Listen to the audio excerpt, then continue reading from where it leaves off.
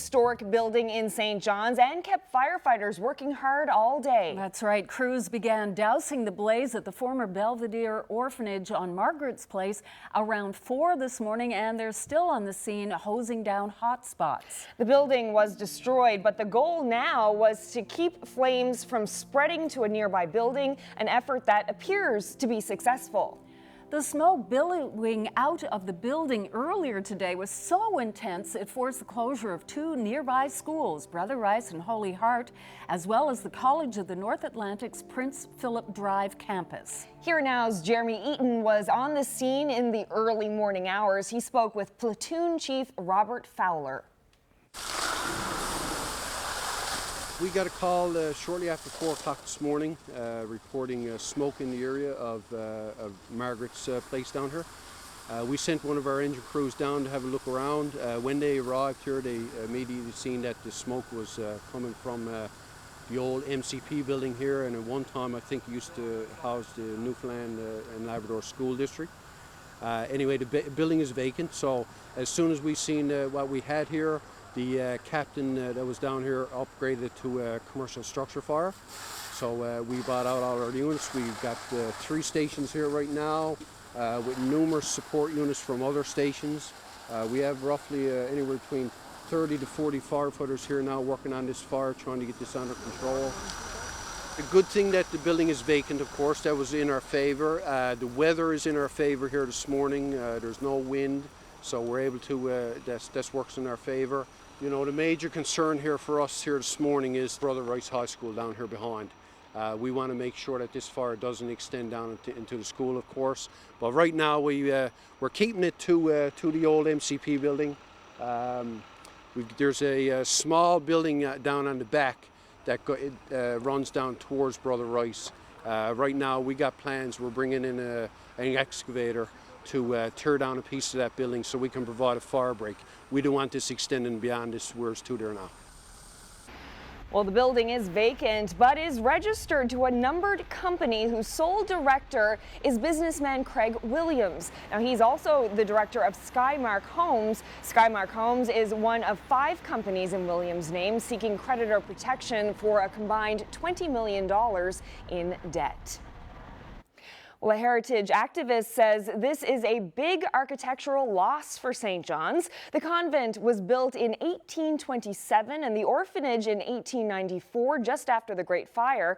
Dale Jarvis says the orphanage was one of only 2 Second Empire-style buildings left in the city, along with the BIS on Queens Road. Jarvis says a lot of work had gone into preserving it.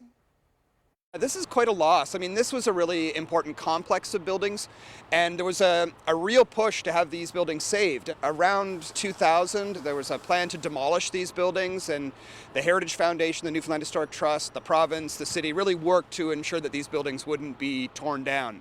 So that makes it kind of doubly heartbreaking to be here today.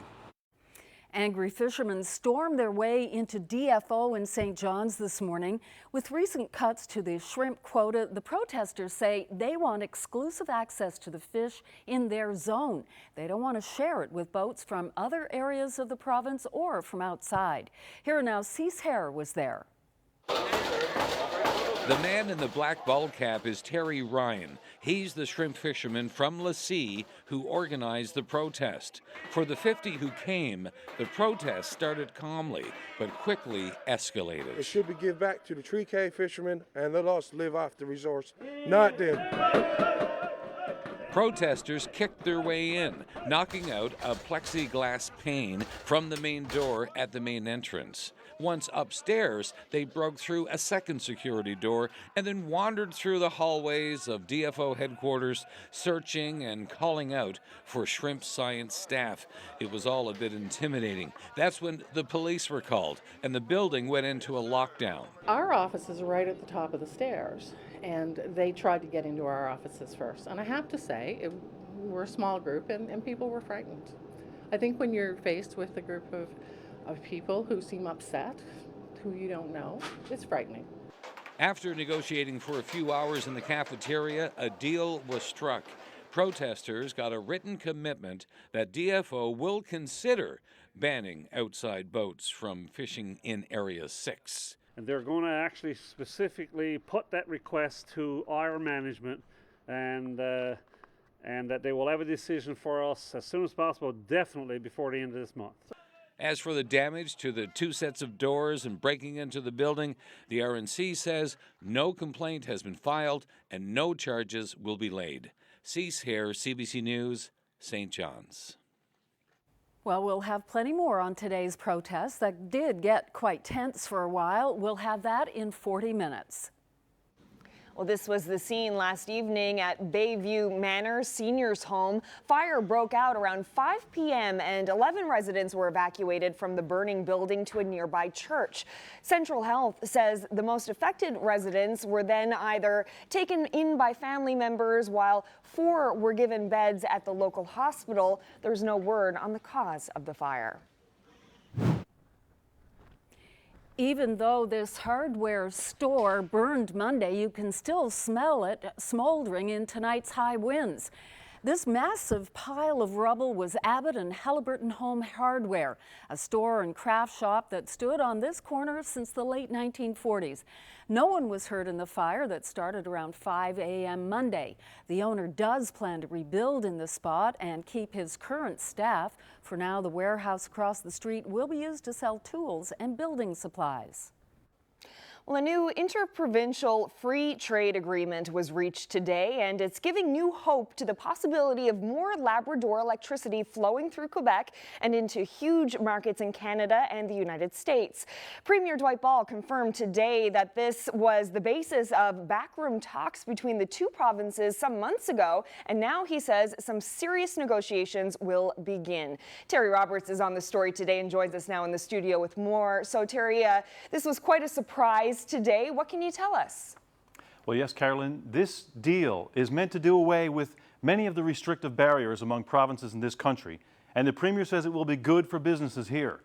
But he also dropped this unexpected nugget today. We could soon have open access when it comes to the transmission of electricity through Quebec. Now, that's huge news because we've long battled with Quebec over that right. And some say it's part of the reason why we built the controversial Muskrat Falls project, which bypasses Quebec entirely. But this new deal includes open access and non-discrimination rules when it comes to electricity transmission across provincial borders. They're basically modeled after rules that allow Quebec to transmit power from the Upper Churchill into the United States. So if this were to materialize, Quebec would have no choice but to let Nalcor wheel Labrador power through Quebec. But of course, the key point here is only when there's excess capacity on their transmission lines. And this could also improve the odds of developing projects like Gull Island, since the only option for transmitting the power would likely be through Quebec. Here's part of what the Premier had to say today.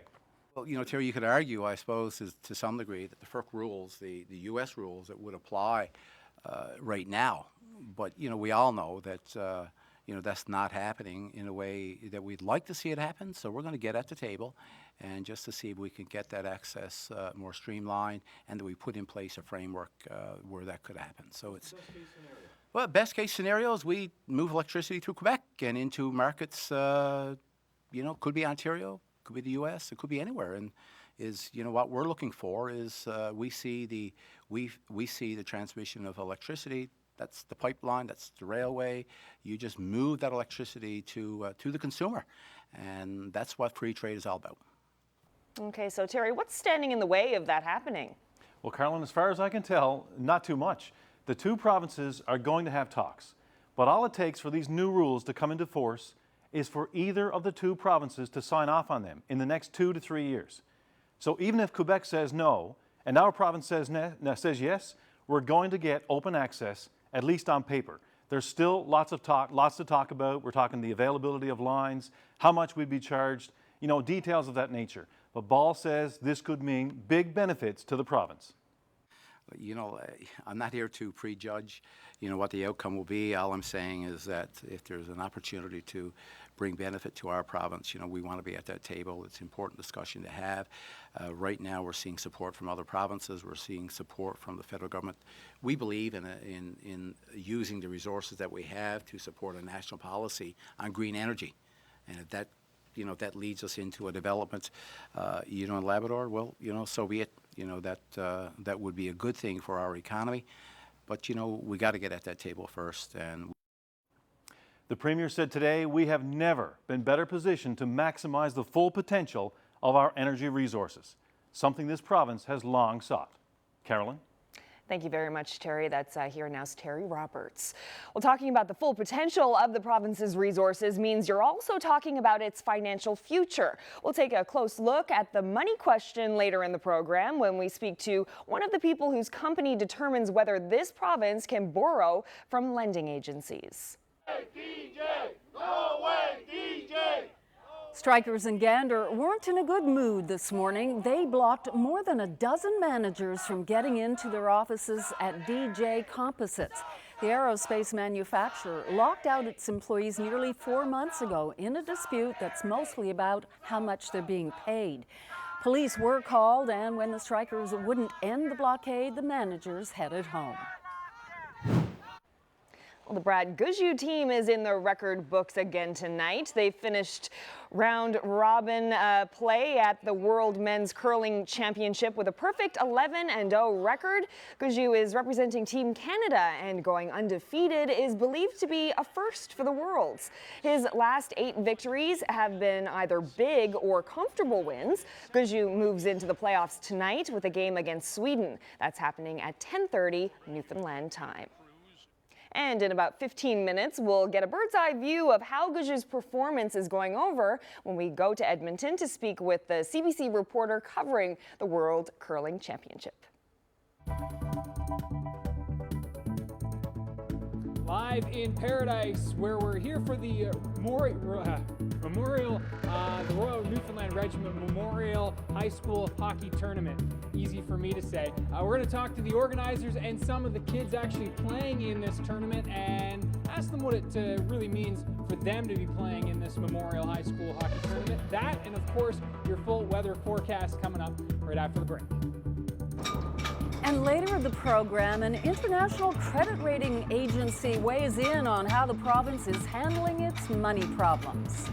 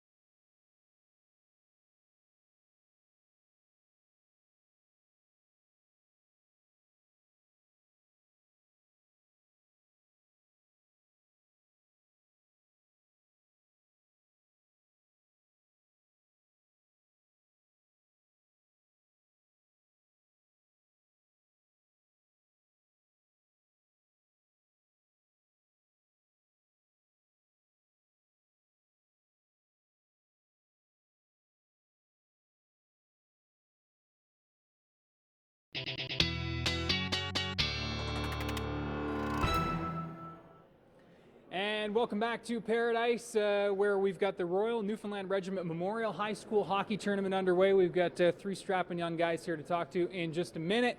First, your weather forecast details, and temps on the rise as we take a look right now where you can see temperatures across the province. It's already 4 degrees in Corner Brook, 5 in Stephenville, still hanging on just below freezing in St. John's at the airport anyway, starting to see some of those temperatures rise above freezing. As we look at the satellite and radar picture, the low is still well to our south and west, but boy, we've got the warm air coming in, the periods of rain moving in over the west coast into central, and if we zoom in, you can see where that rain has been marching slowly but surely eastward through the day today. Still dry here in eastern Newfoundland for now, but things are going to change through the overnight tonight. Now, as we look at your warnings, rainfall warnings have been expanded to include the southern Avalon. So basically, the southwest half of the island is under a rainfall warning. The northeast coast, St. John's, is under a special weather statement. In Labrador, now I should mention we have wind warnings also in effect for the west coast, and Wreck House still under that wind warning there as well. Gusts up to 120 along exposed areas of the coast this evening. There's the warnings in Labrador. Freezing rain for the southeast and the Straits, and snowfall warnings in effect for the western parts of Labrador and Nain. Now, as we look forward, this is what we're looking at for tonight and through the day tomorrow. You can see where the bullseye is going to be again, that southwest coast, upwards of 70, 80, local amounts could be as high as 100 millimeters from Port aux Basques to Burgeo Remy and across to Conegra. That is, again, rainfall warnings in effect there. All across that south coast could certainly see some localized amounts, 50 millimeters across the southeast. So that's why I have that 40 plus there. And again, it's all snow for western parts of Labrador up towards the north coast with 15 to as much as 30 centimeters, and a bit of a messy mix for areas in between. Future tracker shows where that heaviest rain over the west and central parts of the island is going to slowly but surely wander east tonight. Note central into the mix for Saturday morning. That's when it'll be heaviest for you folks. It's showers in the east. As we work throughout the day, that heaviest rain is going to wander eastward. So there's your morning outlook. Temperatures certainly well above freezing for everybody by the time we get to tomorrow, on the island that is. And as we take a look at the future tracker beyond that, note that rain wanders into eastern parts of Newfoundland as we move throughout the afternoon hours, and wouldn't even be surprised to hear a rumble of thunder or two coming through with that heavier rain for Saturday. So your highs on Saturday across the island are going to be in that mid, even high single-digit range, 7, 8, 9 degrees.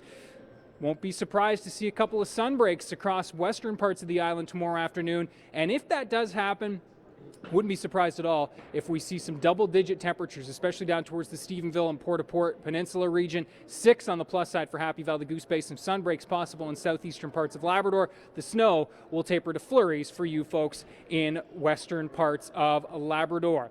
Okay, so why we're here in Paradise, it is, of course, as I said off the top, the Royal Newfoundland Regiment Memorial High School Hockey Tournament. This is the second year for this tournament, and we have 3 students here, high school students who are in from Marystown. First, I'm going to get you guys to introduce yourself. I want you to tell me who you are, what position you play, and who your favorite player is. In the NHL? Yeah. All right. My name is Eric Power, defenseman, and my favorite player is Alex Galchenyuk on the Canadians. Oh, he had to go with a have. He had to go with a have early in the game here. Now to this side. My name is Liam Best, and my favorite hockey player is Alex Ovechkin. Nice. My name is James Brenton, and my favorite hockey player is either Tukarask or Pecorino. I play in it. Nice. Okay, so nice nice little mix here of forwards and defense now, and a goaltender. Now, as we, you guys are obviously 2-0. You told me just off the top from Marystown. Now, what does it mean to you guys to play in this tournament? You guys have a little bit of a special connection, all 3 of you. Why don't you tell me about that? It's pretty cool. My great uncle, Henry Horwood, served in the regiment. He enlisted at the age of 22, and April 27th, 1917, he was killed in action on October 30th at the age of 23 in 1918. So yeah, it's pretty cool that he served. So yeah. And now over here. Yeah, my great grandfather, grandfather, John Francis Power. He was a private, and he fought at Beaumont Hamel in the Battle of Somme on July 1st, 1916, where he got gun wounds to his right arm and his left leg, and he managed to come out of there alive. My great uncle served in the regiment, and he served in the Battle of Cambrai or something like that, and he died 3 months in. So you three guys playing in this tournament, all around the same age that your ancestors were when they headed off to Beaumont Hamel. That must mean a little bit more as you play in this memorial hockey tournament. Yeah, it's pretty cool to know what all they did, and I know my great-great-uncle, he was only 3 weeks away from coming home when he got shot, so it's pretty cool to be able to play in this in honor of the regiment. And a little more significance to try and bring home the Beaumont Hamel Centennial Trophy? Yeah, definitely. Yeah, pushes for extra achievement for sure. Well, good luck to you guys from Marystown. Have a safe trip back, and good luck this weekend, of course. 2-0, so a good start for these Marystown guys. The Clippers, love the name, and and for now, we're going to throw it back to Debbie, but we've got more coverage here from Paradise a little bit later on. Debbie? Thanks very much, Ryan. Hockey Mania out in Paradise. There's Hockey Mania hitting Stephenville tonight as well with the final game of the West Coast Senior Hockey League. Stores can't keep Stephenville Jets jerseys in stock, and the 2,000-seat arena is sold out for tonight's game. The Jets take on the Corner Brook Royals, hoping to win the Gorman Memorial Cup. The Senior Hockey League started in early March and consists of local unpaid players. Its short season was a huge success, and there are plans to have local players compete again next year.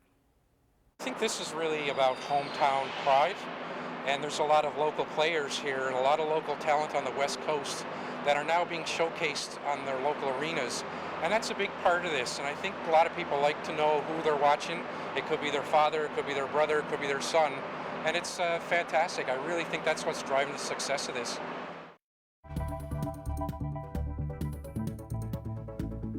Well, later in the show, we'll take you to Mile 1 in St. John's. It's certainly the place to be this weekend if you're doing any kind of home repair work. I'm Devin Haru at the World Curling Championship in Edmonton, where Team Canada is rolling over the competition. Can they do it again tonight? I'll have that story coming up.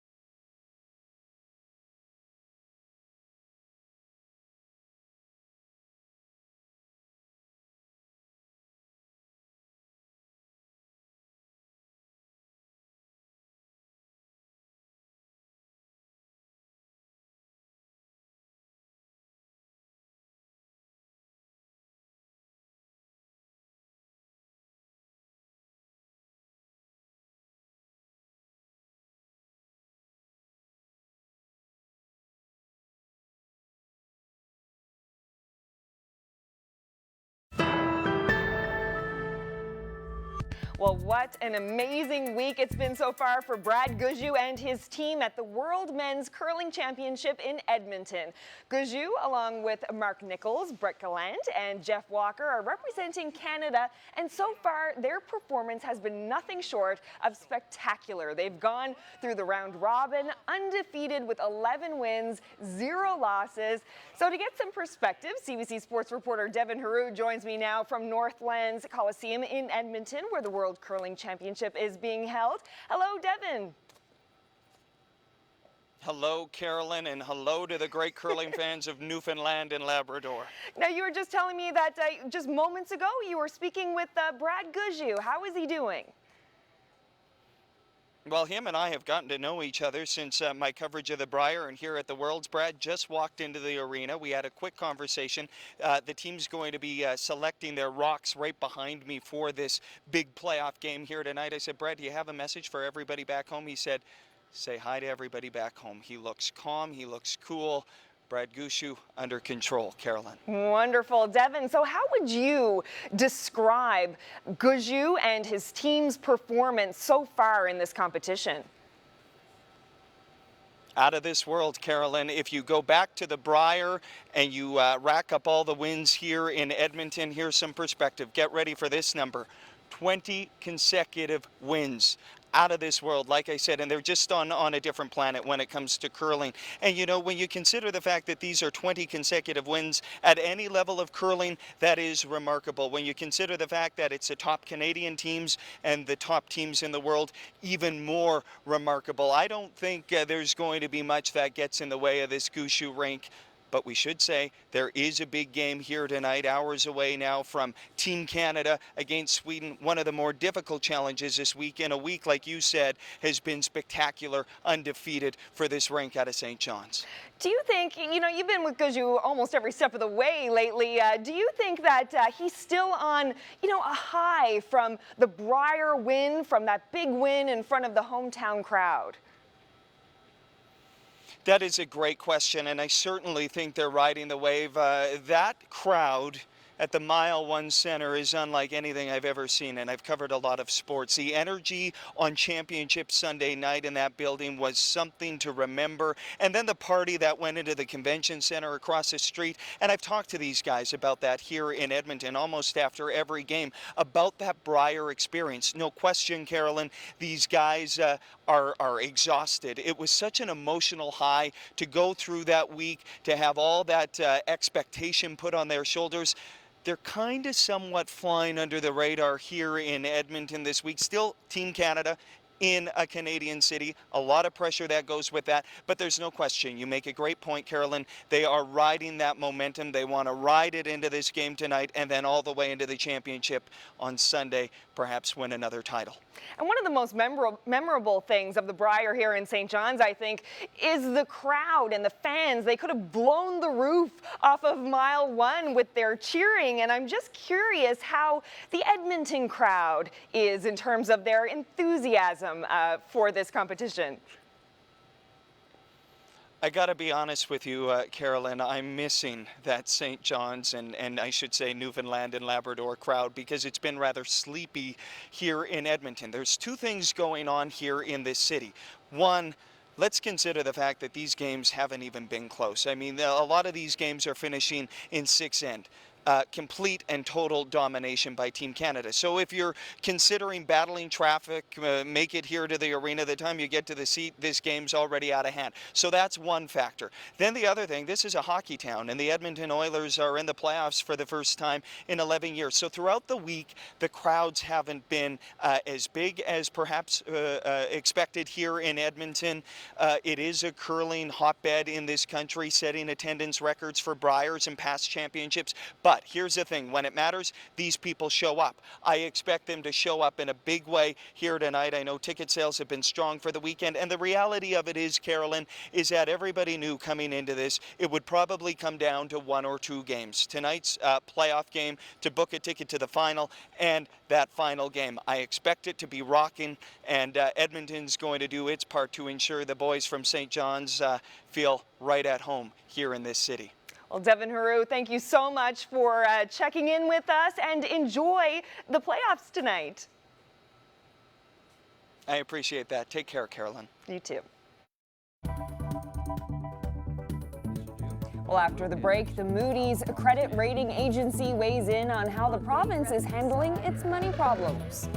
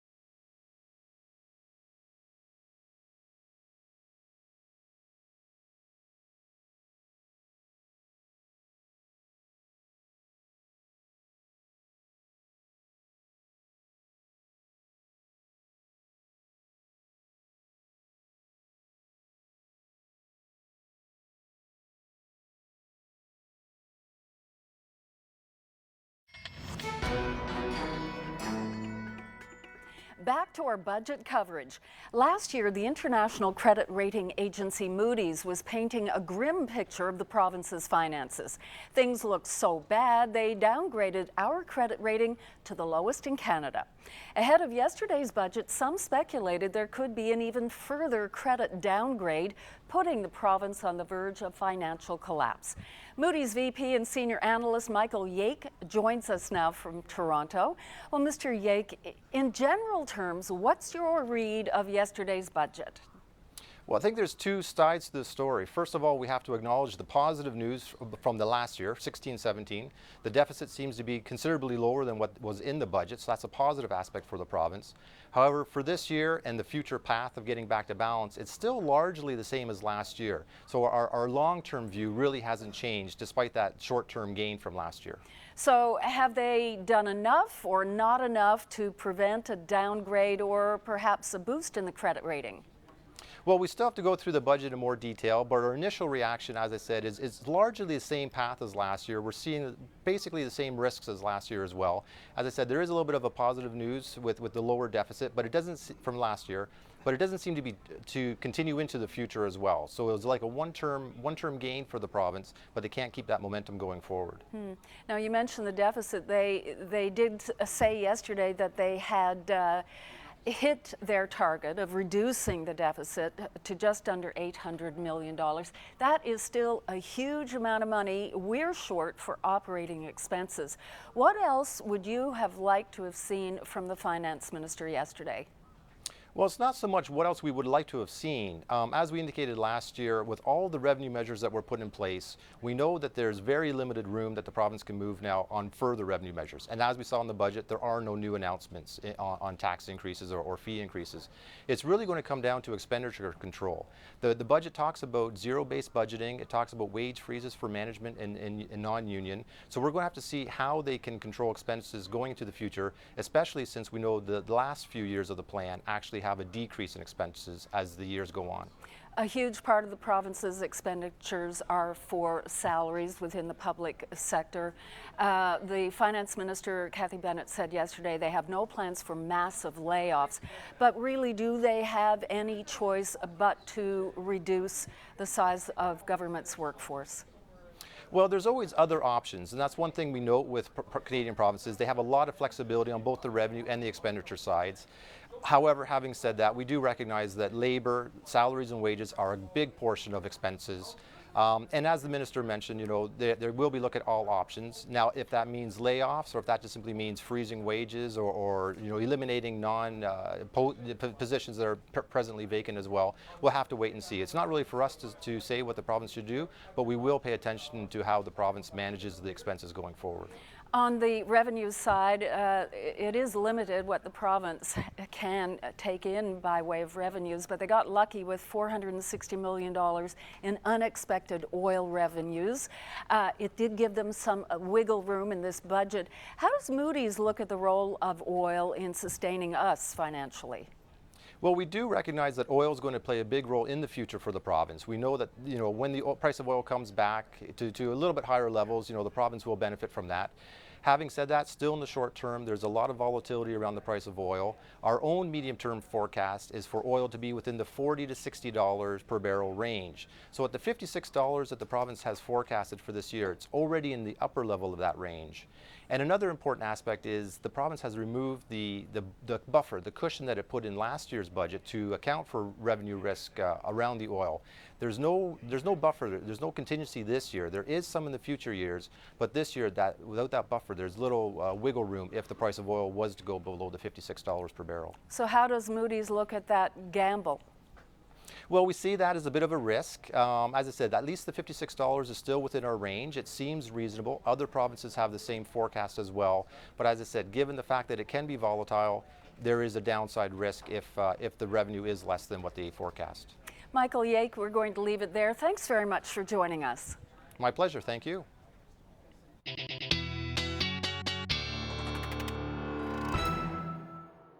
And welcome back to Paradise Arena. We are here for the Royal Newfoundland Regiment Memorial High School Hockey Tournament, which is taking place all weekend long.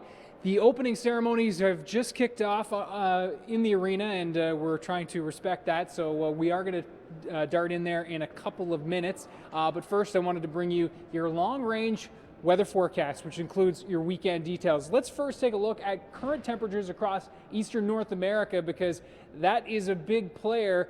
Those temperatures are going to be a big player this weekend, which is some good news if you're looking for some warmer air. How about Fredericton? You can see there is at 12 degrees currently. The hot spot in Atlantic Canada today was 21 at Greenwood, Nova Scotia, 21 degrees. We're not going to get quite that warm this weekend, but some of that warmer air will be pushing its way into the province. Let's take a look at how things are going to play out. There's the satellite and radar. There's the system, which again, we can see periods of rain rolling in as we speak. In the central parts of Newfoundland, eastern Newfoundland has been dry today, but that will change with showers tonight and periods of rain on the go for tomorrow. There's a bit of an outlook for you. This is a map for tonight and through the day on Saturday, and by the time we get to Sunday morning, these are some of the totals we're talking about. Again, the bullseye will be the southwest parts of the island. Amounts taper off as you work your way towards the northeast parts of Newfoundland. All snow for west and north Labrador. So, future tracker will show us how it's going to play out. Note the periods of rain. Steadiest in the morning for central parts of Newfoundland, starting to taper off over the west coast, and then steadier for the afternoon for eastern Newfoundland and the Avalon. Gusts 60 to 80 kilometers per hour, so not really a great day. Note Corner Brook and the west coast, we'll start to see some sunshine breaking through, and it's still a rather unsettled day in Labrador. Wouldn't rule out a sunny break in the southeast, but just tapering to some flurries in western parts of Labrador. So your highs on Saturday will be as warm as 7, 8, 9 degrees. So again, some localized flooding concerns for the island with all that snowpack starting to melt, and melt in a hurry with the rain and the warm temperatures. Moving forward now, Saturday night in through Sunday, watch as your that heaviest line of rain moves offshore Sunday, we're still looking at some scattered shower activity, but note even the future tracker here picking up on the possibility of some sunny breaks for the Avalon and the northeast parts of Newfoundland as we roll through into Sunday afternoon. There they are there. Southwesterly winds, so a favorable setup there in terms of keeping the warm temps. A scattered to isolated shower possibility remains, but overall a much nicer day across the island where we have the best chance of some sun breaks central to east with 7 and 8 degrees. If we do get into a little more in the way of sunshine, those temperatures will be even warmer. And yes, some sunny breaks in Lab West as well. 2 degrees there, an isolated shower or flurry in Happy Valley, Goose Bay, and eastern parts of Labrador. Sunday night into Monday as we roll forward, and you can see where we're looking at things a little on the cloudy side for Monday morning, but I think we will see a little bit of the way of sunshine breaking through from Monday afternoon, more so than what this future tracker is showing. In fact, I've got sun and cloud on the menu right across the island, 7 and 8 degrees, 6 degrees in Happy Valley, Goose Bay with increasing clouds. And a quick look at that 7-day trend shows the warmer temperatures hanging on through Tuesday. Will start to drop off Wednesday and towards the later parts of next week, where we'll get into some snow chances mixing back in, and Labrador again cooling off for mid next week as well. More from Paradise Arena coming up. Time to meet our young athlete of the day. This is 4-year-old Ryan Pickett from St. John's.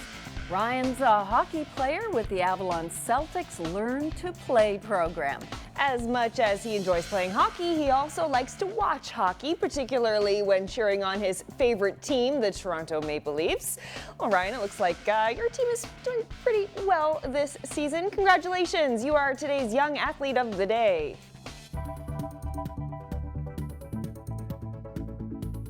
I'm Ariana Kelland, live at Mile 1 Center on the eve of the 34th Annual Home Show, and CBC has a booth, and I'll bring you there coming up.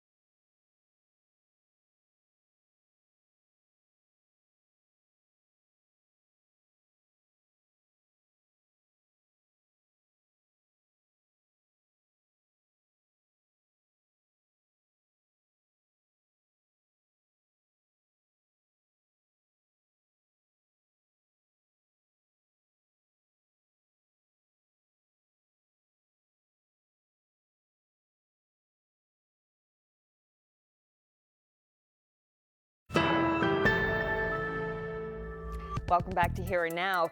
Well, the 34th Annual Home Show is happening this weekend at Mile 1 Center. And Here and Now's Ariana Kelland is there right now. So, Ariana, what can people see when they go down there this weekend?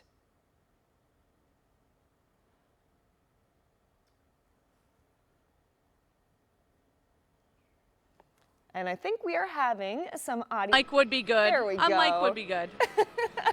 I'm I'm back. Ariana. So why don't you tell us a little bit we'll about... teach you how to turn on a mic.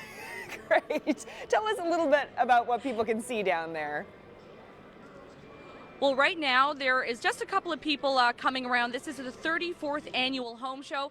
CBC has a booth, and the theme this year is Then and Now. So on this side, you see that we have some archival CBC footage playing here, a old vintage CBC TV, and of course, we've been in your homes for a very long time, and that's what the home show rather, is all about. It's about energy efficiency and innovation for inside and outside of your home, and you can check out our booth and some of these people here. So we have some of our CBC team, Allison Sampson, Chantel Bernard, and Katie Rowe. And what they're doing is watching us on Here and Now.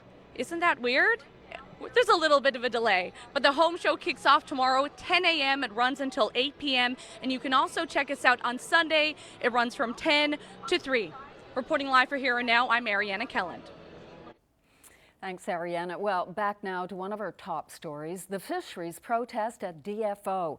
About 50 fishermen smashed their way into the building. They say with recent shrimp quota cuts, they no longer feel it's fair that shrimp in their fishing zone is shared with harvesters from other areas.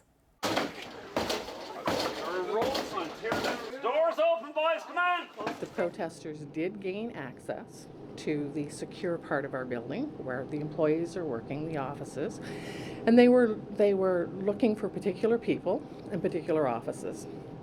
Several of our senior fisheries managers who are familiar with the concerns volunteered to meet with the protesters if they agreed to leave the secure part of the building. They did agree to that. They are all currently in our cafeteria where they're discussing the concerns of the fish harvesters. $1 million boats and go out and get 50,000 pounds of shrimp in a $1 million boat.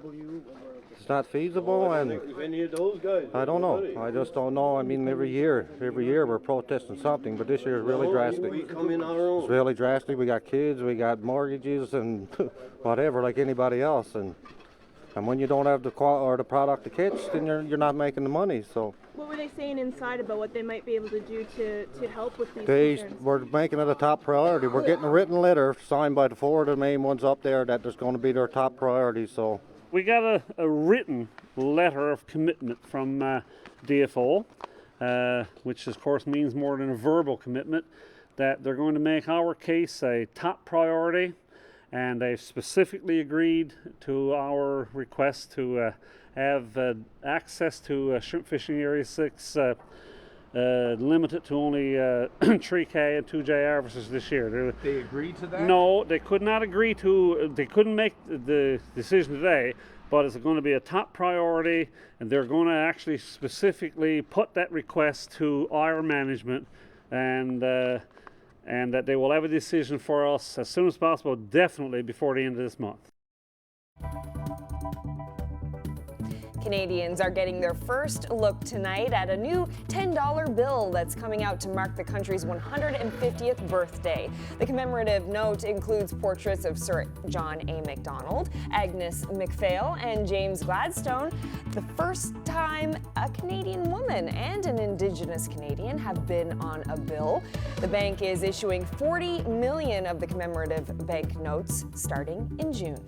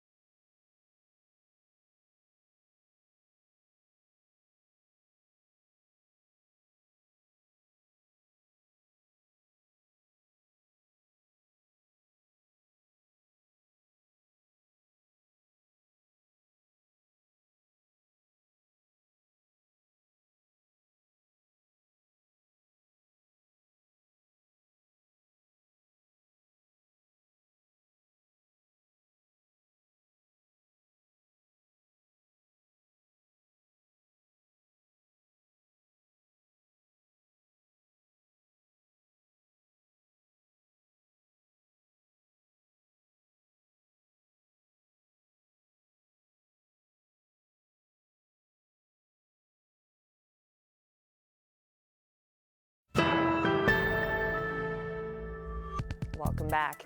Well, sometimes it can get a little difficult to track the baseball in the middle of a game, even if you're one of the players. The Cardinals were playing the Cubs yesterday when one of the pitches bounced in the dirt and disappeared. Now, the catcher had no idea where the ball went, but spectators were quick to spot it. There it is, stuck to his chest protector. Don't you hate when that happens? Oh, Diane Prowse is still laughing about the strange situation she found herself in on the weekend. Just have a look at this. Oh, I'm not going to get up out of this. I'm worse than Joe Simon. Take your time, take your time. Yeah, beat it down. Is you stuck? Is I stuck? No. My God. You are it? I can't get my leg up, bud. I told God. No, I do a video. You're not. Yes, she was out for a Jigs dinner cook-up on the Bayburt Peninsula when she ran into a bit of trouble. Prowse fell between two stumps, and as you can see, she couldn't get herself out of the waist-deep snow. The video taken by Josie Thomas has lit up social media, already shared thousands of times. Since she posted the video on Facebook, Thomas says they've been getting a great reaction from friends and family, I believe it, including from Prowse herself, who is still laughing. Probably mortified that whoever it was taking that video. But she looks like a good sport. See it. Yeah, absolutely. Well, let's take a look at who's celebrating special moments in their lives. Happy 50th anniversary today to Frank and Ethel Drover of Norris Arms South. Congratulations to Gerald and Laverna Alexander of Stephenville Crossing, who'll celebrate their 50th anniversary tomorrow. Charles and Carol Brown are also celebrating 50 years of marriage tomorrow. Congratulations. Congratulations as well to Norbert and Mary Lou Dwyer, who are celebrating a golden anniversary tomorrow. And another 50th anniversary, greetings to Alvin and Bride Moland of Gander. Happy 53rd anniversary to Jerry and Stella Fudge of Galtus, now living in Gander. Congratulations to Bud and Joyce Green of Burgeo, who celebrated their 50th anniversary on April 3rd. Happy 50th anniversary also to Roy and Louise Cull of St. John's. They celebrate tomorrow.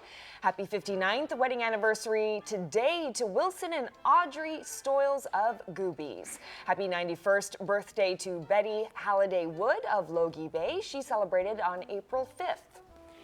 Happy 60th anniversary to these two lovebirds, Ronnie and Maxine Batiste of Port aux Basques. Happy anniversary to Sterling and Marion Burton of Twillingate, celebrating 58 years of marriage on the 9th. Happy 50th anniversary today to Wallace and Betty Windsor from Brookfield, Bonavista Bay. Congratulations to Charles and Avril Piercy. It's their 55th wedding anniversary today. Wishing Eunice Stacy of North Harbor a very happy 92nd birthday.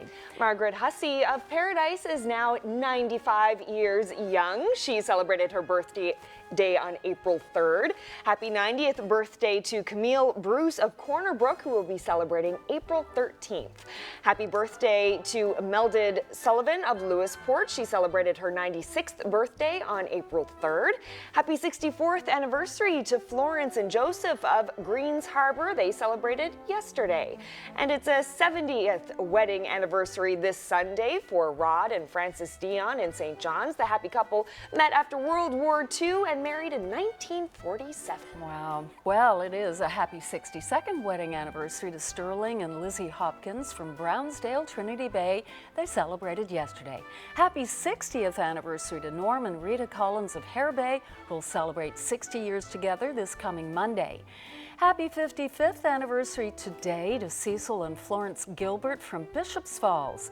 Happy 55th wedding anniversary today to Douglas and Phyllis Small of Morton's Harbor. And congratulations to Fred and Netta Pond of Twillingate. They celebrated their 50th anniversary April 1st. And welcome back to Paradise Arena here for the Royal Newfoundland Regiment Memorial High School Hockey Tournament. I'm here with John Lee, who is the tournament organizer. John, why don't you tell us about how this all came to be? Well, we knew we wanted to bring something to high school hockey that they haven't had for many years.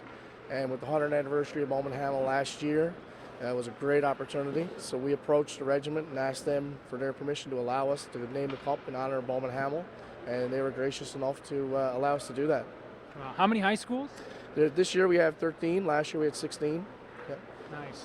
And we're going to bring in Commanding Officer of the Royal Newfoundland Regiment, Furlong. And why don't you tell us a little bit about why this year means a little bit more?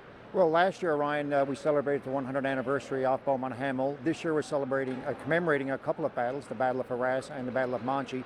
And this Sunday we're also commemorating the Battle of Vimy Ridge, as fought and won by Canada. Our soldiers 100 years ago shared the same love of hockey and sport that these young soldiers here tonight, and it's great to see these players have the same characteristics that many of my soldiers would have had 100 years ago, and it's great to see. Do you think that, the fact that these kids are in high school, and it's always hard to keep history alive, you think something like an event like this helps to keep it alive with this age group? I think it very much it does. That the fact that they can see some of the jerseys, some of the awards that they're going to get at the end of the term is something that they will take forward with them for many years. Perfect. Well, thank you very much for having us out this weekend. We really appreciate it. Now, I understand you're actually going to let me drop the puck, which is kind of cool. Who's got the puck? I've got the puck. And I don't know, Sherry, if you can zoom in, the puck is pretty nice here as well. The official Beaumont Hamel puck there. Sorry, Sherry, I threw that on you last minute. Always a pro. Thank you very much.